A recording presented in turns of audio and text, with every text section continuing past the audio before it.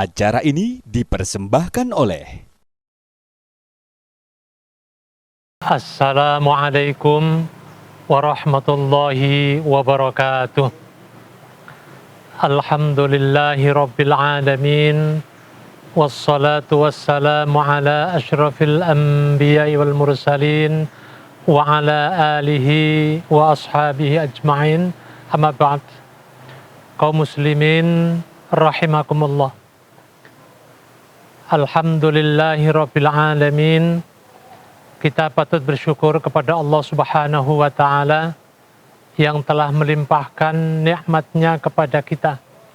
Mudah-mudahan kita bisa memanfaatkan kenikmatan yang diberikan Allah kepada kita untuk kebaikan, untuk meningkatkan kualitas iman kita, kualitas ibadah kita kepada Allah Subhanahu wa Ta'ala. Kaum muslimin rahimakumullah, pada kesempatan yang baik ini kami akan menyampaikan topik manusia sebagai khalifah fil ard. Kaum muslimin rahimakumullah, salah satu ayat yang menjelaskan tentang kekhalifahan manusia di bumi adalah surat Al-Baqarah ayat 30. A'udzu billahi minasy syaithanir rajim. Bismillahirrahmanirrahim. Wa idh qala rabbuka lil malaikati inni ja'ilun fil ardi khalifah. Qalu ataj'alu fiha man yufsidu fiha wa yasfiku ad-dima wa nahnu nusabbihu bihamdika wa nuqaddisu lak. Qala inni a'lamu ma la ta'lamun. Shadaqallahul adzim. Ayat ini sangat menarik untuk kita telaah, yang membahas tentang, yang membicarakan tentang kekhalifahan manusia di bumi. Allah Subhanahu wa Ta'ala berfirman, wa idh qala rabbuka, dan ingatlah wahai Muhammad ketika Tuhanmu berfirman. Kata kamu di sini itu ditujukan kepada Nabi Muhammad Sallallahu Alaihi Wasallam dan kaumnya. Inni ja'ilun fil ardi khalifah. Allah Subhanahu wa Ta'ala menyampaikan, berfirman kepada malaikat. Nah, yang menarik, yang hadir ketika Allah menyampaikan kepada malaikat itu bukan hanya malaikat saja, tetapi di situ ada manusia, ada jin. Oleh karena itu, Bapak Muhammad Thalib ketika menerjemahkan ayat ini, wa idh qala rabbuka lil malaikati, Allah berfirman kepada para malaikat dan juga kepada jin dan manusia.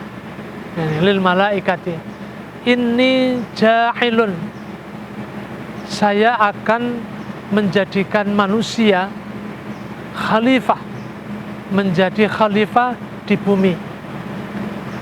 Dalam konteks ayat ini, khalifah itu sebagai perwakilan Allah Subhanahu wa Ta'ala di bumi.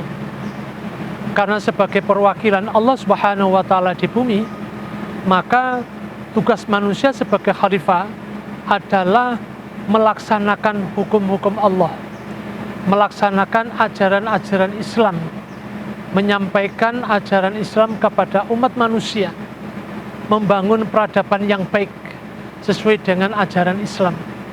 Nah, inilah makna kekhalifahan di bumi ini. Oleh karena itu, kalau ada manusia yang ketika di dunia itu membangun peradaban yang tidak baik, maka itu sebetulnya menyalahi, bertentangan dengan kekhalifahan sebagaimana yang diamanatkan oleh Allah Subhanahu wa Ta'ala. Nah, tetapi ketika melihat Allah akan menjadikan manusia membangun peradaban,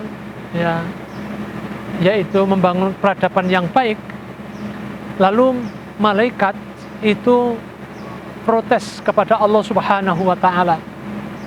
tampaknya malaikat ini merasa atau menganggap bahwa manusia ini tidak layak untuk menjadi khalifah fil ardi dengan tugas membangun peradaban tadi.